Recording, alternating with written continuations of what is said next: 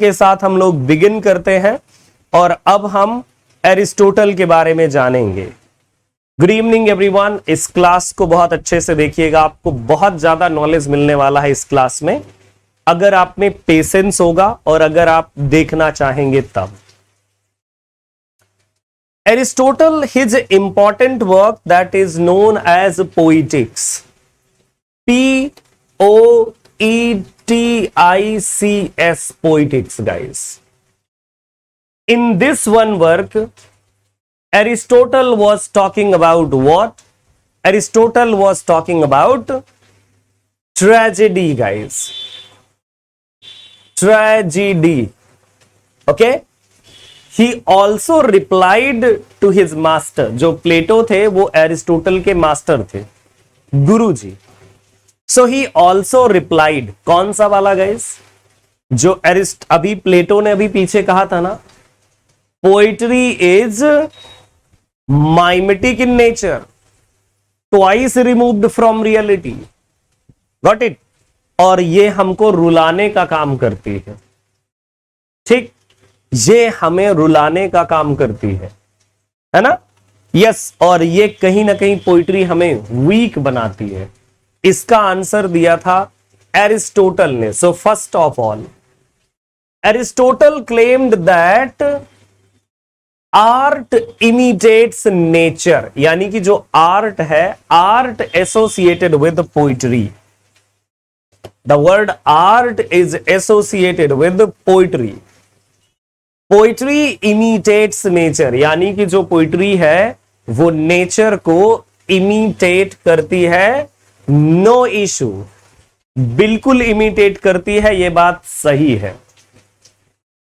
Art imitates nature, ठीक है? Yes. But you must remember, if art imitates nature, it is not mere show of things but the ideal reality. Ideal reality has been represented in art. ऐसा किसने कहा था? Ideal reality है, ऐसा Aristotle ने कहा था। बट प्लेटो ने कहा था that is mimetic in nature, not associated with reality. इन्होंने कहा ideal reality embodied in very object of the world. Later on, first of all guys, art को उन्होंने, या फिर अगर पोइट्री की बात करें, so poetry is not merely imitation. इसके लिए उन्होंने एक बहुत ही इंटरेस्टिंग थियरी अपनी लेकर के आए। ही was talking about tragedy guys. Tragedy के बारे में इन्होंने बात किया। एक क्वेश्चन 100% आपके एग्जाम में आएगा, at least one question on your exam, at least one question on your exam guys, ठीक है?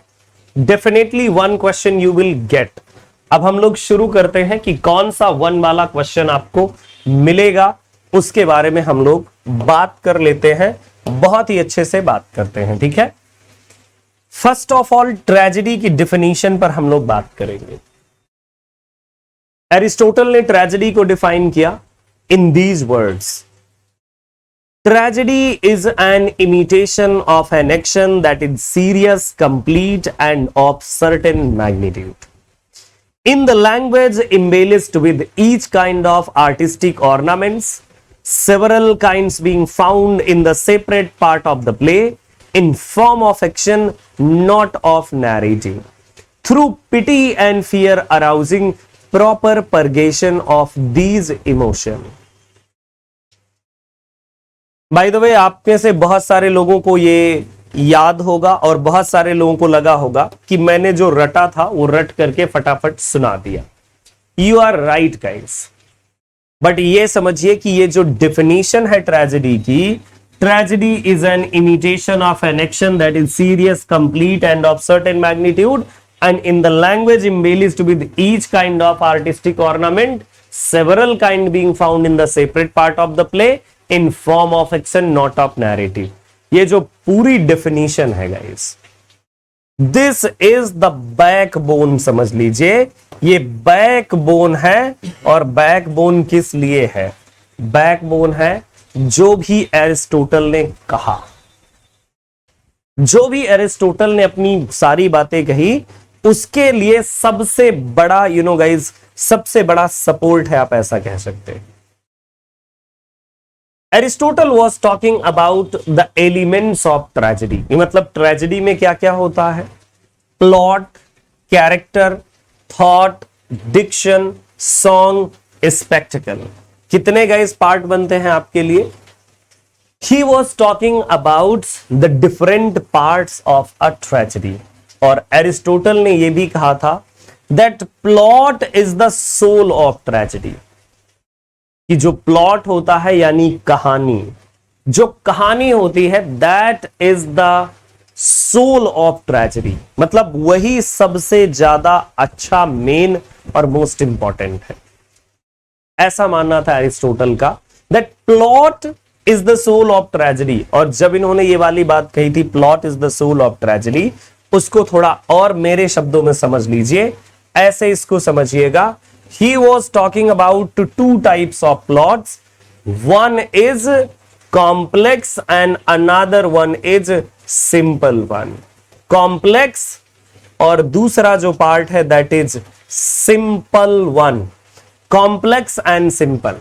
Complex में किसकी बात की थी? I would like to tell you guys कि कौन सी complex में नजर आती हैं। Complex में इन्होंने दो एलिमेंट्स की बात की थी and these are peripetia and anagnorisis. Presence of peripetia and presence of anagnorisis. जो सिंपल प्लॉट है ना ही उसमें peripetia है ना ही anagnorisis है। So Aristotle supported a plot that is complex one. Getting? Aristotle ने कौन से वाले प्लॉट को सपोर्ट किया था? Good evening everyone. Yes, Anshika Singh complex and simple, और जिसमें से ही प्रिफर्ड कॉम्प्लेक्स प्लॉट। क्यों? क्योंकि यहां पर पेरीपीटिया और एनाग्नोसिस है। Peripeteia and anagnorisis that can be seen. क्या है पेरीपीटिया एनाग्नोसिस? अभी मैं आपको बिल्कुल क्लियर कर दूंगा, ठीक है? यस। जो इनकी डेफिनेशन थी, जैसा कि मैंने बताया ही है आपको, tragedy is an imitation and all वाला, है ना? यस। नाउ अब एक और इंटरेस्टिंग पार्ट है आपके लिए। He was also talking about the characters and the main character, यानी कि ट्रेजिक हीरो। जो ट्रेजेडी का जो हीरो होता है, ट्रेजेडी का hero, the hero of tragedy is known as a tragic hero.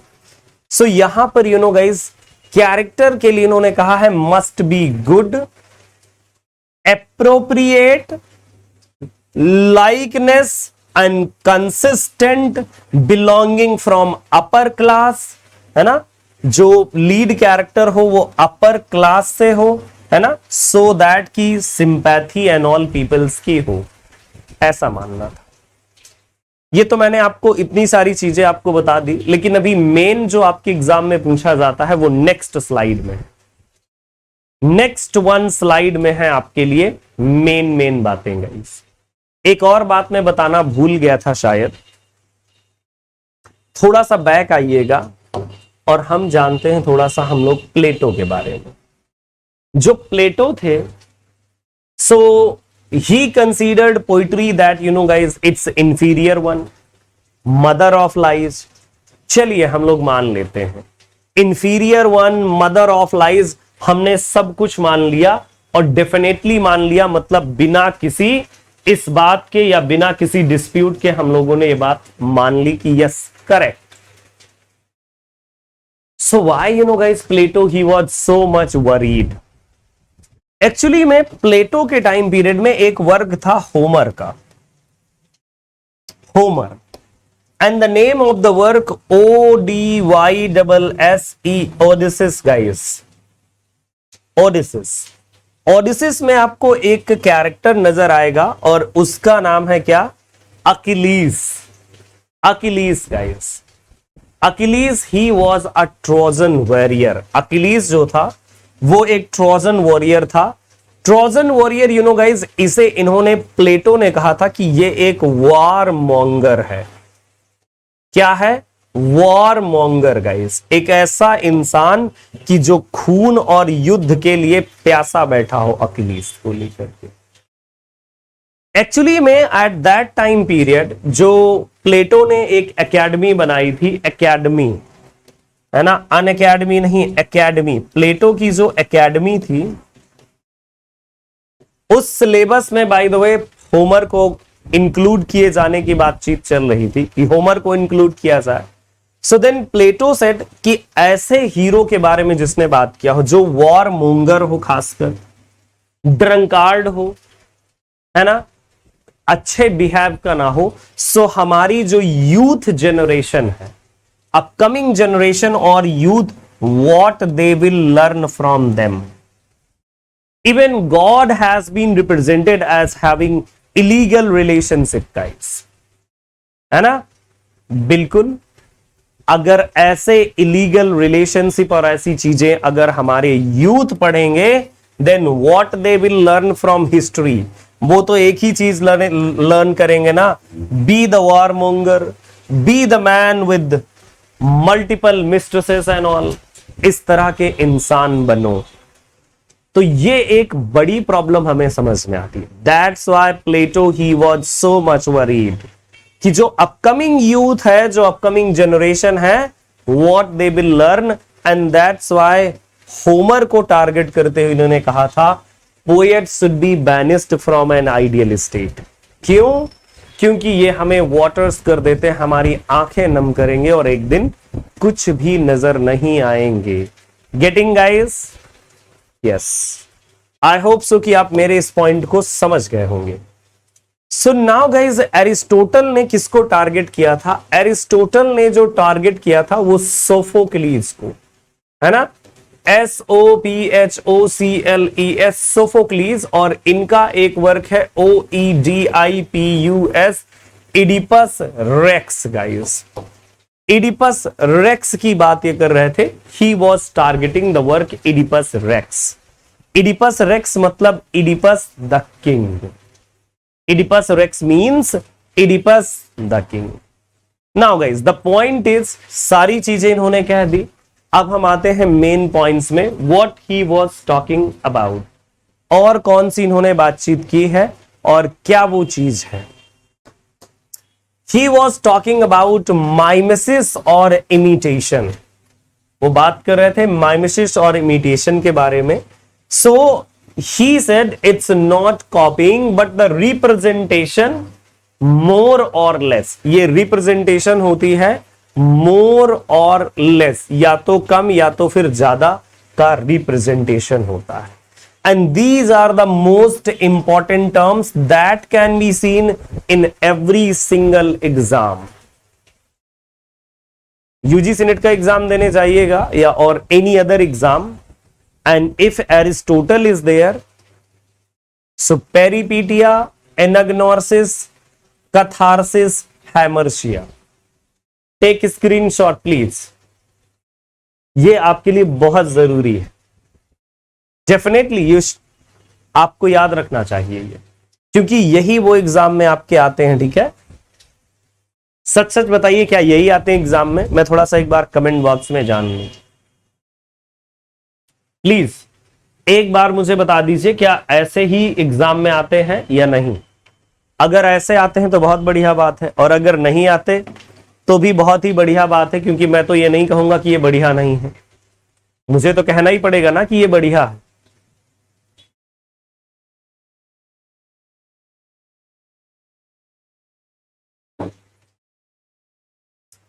Yeah guys, in every single exam this kind of term can be seen।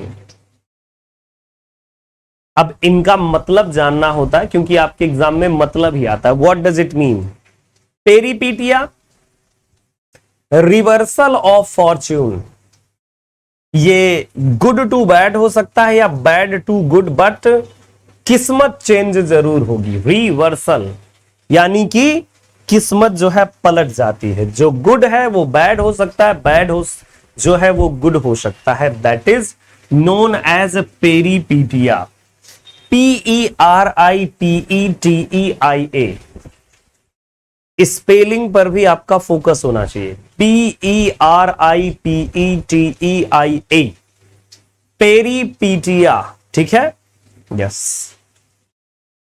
Another one term that is anagnorisis. Anagnorisis, इसे guys reversal पेरीपीटिया या reversal of Fortune भी कहा जाता है, ठीक है।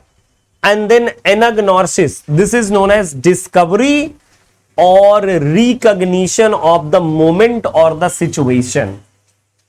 इसे हम लोग एनाग्नोसिस को रिकॉग्निशन ऑफ सिचुएशन के नाम से भी जानते हैं। Recognition of situation, of situation guys, recognition of situation, ठीक है। Peripeteia and anagnorisis, recognition of situation, reversal of fortune. ये क्या होता है गाइस? रिकॉग्निशन ऑफ सिचुएशन को हम ऐसे समझेंगे, the moment where the hero और some other character passes from ignorance to knowledge. ऐसा मोमेंट कि जब मेन कैरेक्टर या साइड कैरेक्टर इग्नोरेंस से नॉलेज तक पहुंचे, कि आज तक जो चीज अनजान थी। For example in Oedipus Rex, in Oedipus Rex guys, है ना, इडिपस रेक्स, यहां पर आपको क्या नजर आती है गाइस? एक चीज तो आपको नजर आ ही गई होगी इडिपस रेक्स में, है ना। और वो कौन सी वाली चीज है नजर आती है इडिपस रेक्स में? That is that Oedipus he was unaware guys, he was unaware that he is the child of Jocasta and Laish, King Laish and Jocasta। Actually वो अपने आप को क्या मानता था? That I am the son of whom guys? क्या नाम था उनका? पोलिबस एंड मेरोप। दो कैरेक्टर थे जिन्होंने इन्हें बड़ा किया था। सो यू नो इडिपस को यही पता था, but later on the situation, the incident जहां पर रिकॉग्निशन होती है, दैट इज इंपॉर्टेंट, ठीक है। Now guys the thing is कि अब हम जानेंगे कैथारसिस के बारे में। What is catharsis? देखिए कैथारसिस के बारे में मैं कई बार आपको मैं बता चुका हूं, नॉट वंस, है ना, not once. I have already told you multiple times guys, you know, catharsis की जो कथा रस होता है ना, वो कैसा होता है? प्योर होता है। Catharsis is known as purification और परगेशन, परगेशन या फिर हम इसे प्यूरिफिकेशन कह सकते हैं, ठीक है। परगेशन और प्यूरिफिकेशन, क्या बोलेंगे? परगेशन और प्यूरिफिकेशन, ठीक। यस। एंड हैमरसिया, हैमरसिया के बारे में मैंने ऑलवेज आपको बताया है कि अगर हैमर किसी के सर में गिरे तो हैमर गिरने के बाद क्या होगा? सर फूटेगा कि बचेगा?